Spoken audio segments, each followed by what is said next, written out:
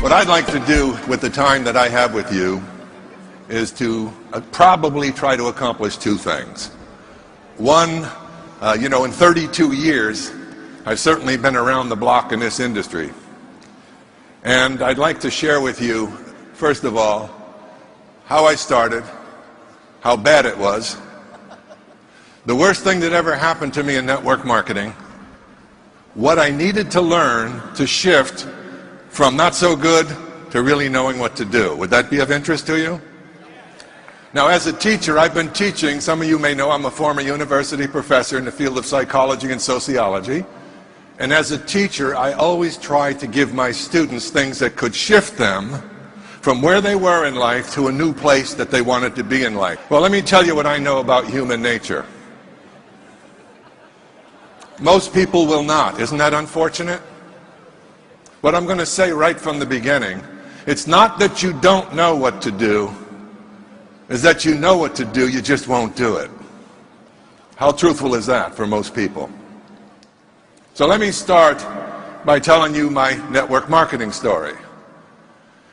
There was an associate dean that worked with me that reported to me, and at this time I was a dean of a senior college of business. And he told me that his wife had a silly little business. Now, this is 32 years ago. So he represented his wife's business as being silly. Now, we would not have 9 children if I suggested to my wife anything she was doing was silly. So he said, my wife Patty is having one of her meetings on Monday night, and she'd love for you to attend. And after him disclosing the silly little business aspect, what would you do? You're thinking, man, that's wonderful. I can't wait to get there. So I made an excuse like I was busy, whatever. Now we're going to teach you right from the beginning what happens when you're persistent. That was the first week. The second week, he came at me again. He always got me when I was at the drinking fountain because I couldn't answer fast then.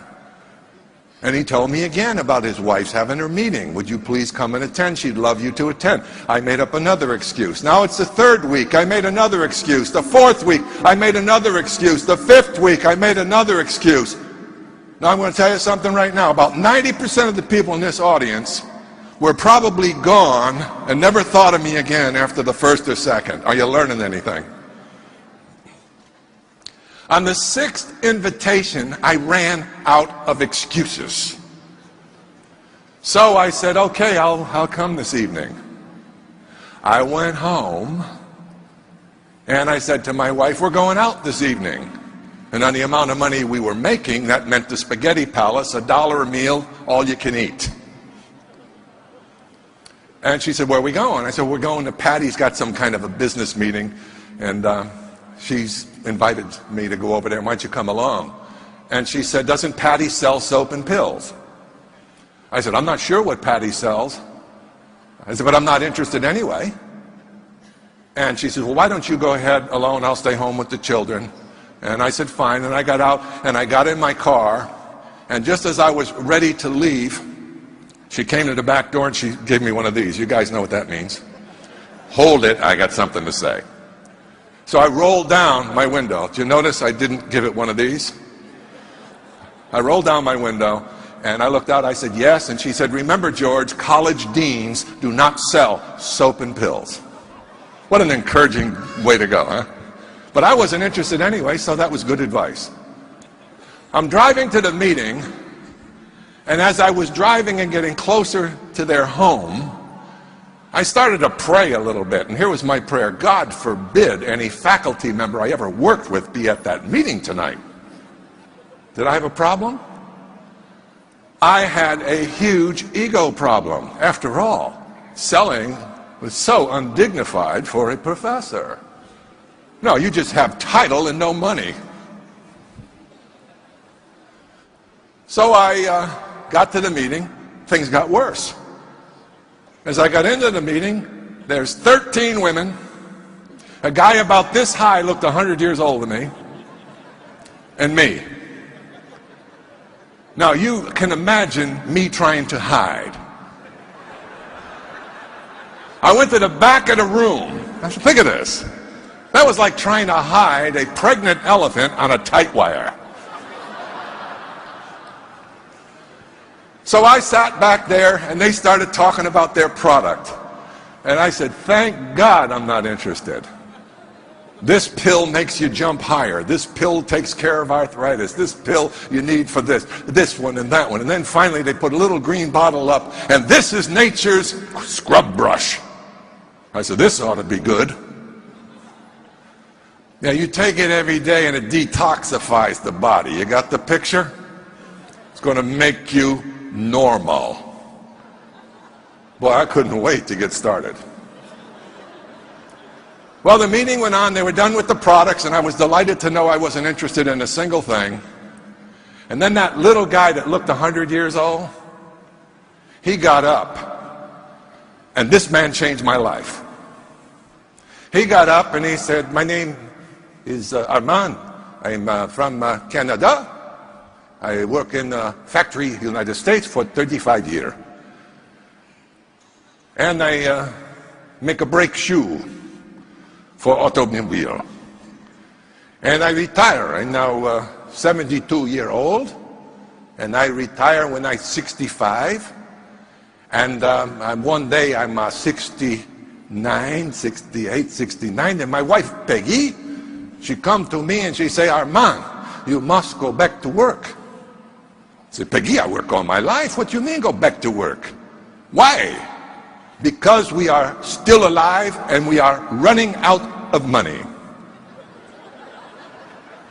That was a human interest story to me, and I kind of liked this guy. I didn't know what he was going to say next, but I kind of warmed up to the vulnerability of his story.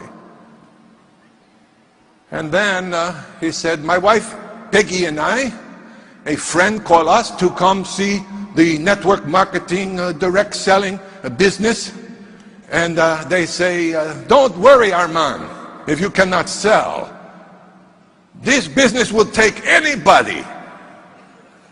And he says to his wife, Peggy, we are anybody. Let's go see.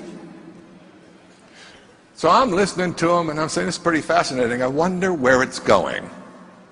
And then he said, my wife, Peggy, and I, we work as husband-wife team. Huh, Peggy? Peggy goes, yes, Armand. And today, 3 years later, we earn $10,000 a month. I almost fell off my chair. That was more than 3 times what I was earning, and it took me many years to qualify to earn it. The guy went to 5th year education, 5 years of formal schooling. He didn't speak the Queen's English. He was in a foreign country for him. He started a business at 69 years old. And at 72, he was earning 3 times a month more than I was. All of a sudden, whatever that stuff was on the counter that I didn't like, I was warming up just a bit. Well, I'm going to give you your PhD in network marketing right now if you're ready for it, because this is when he gave it to me. Are you ready for it? After the meeting ended, he went up to that table and he had 2 shopping bags, one inside another. This was the level of sophistication for $10,000 a month. And he started putting those products in those 2 bags. And I went up to him, all the ladies left. And I said, Armand, my name is George Zalucki. I said, God, I am impressed. That was clearly a euphemism for I am jealous. I said, can I ask you a question? He said, yes, you can ask me a question. I said, tell me, how can a guy like me who's only been a teacher and a coach get into this thing, network something, and make $10,000 a month? Now, why did I ask that question? Why do you think I asked that question? Because that sounded good to me. Does it sound good to you? Well, why don't you ask for what you want in life, instead of praying all the time and wondering whether it's ever going to come to you? Prayers without works mean nothing. Faith without works means nothing. So, oh, he said, big man, you would like to earn $10,000 a month? I said, yes, that would be nice. He stood right in front of me, and he was about this high, I swear. I'm big, but this guy was small. And he's looking up like this, and he said, I ask you a question, big man. Listen to the question. Listen to it. Will you, big man, as represent 1 year of your life? I don't care if you do full time or you do with your spare time. You just have more time to do same simple things. You don't look over your shoulder left for 1 year. You don't look over your shoulder right for 1 year. You focus your mind, and you will succeed. Can you do that? He said. And I answered like most people. I was not quite advanced at that point in how things really get done. So I said, well, I think I can do that. And here's what he did. Oh no, he said. Did I ask you, will you give 1 year of your life, no turn back effort, no look back left, no look back right, focus your mind?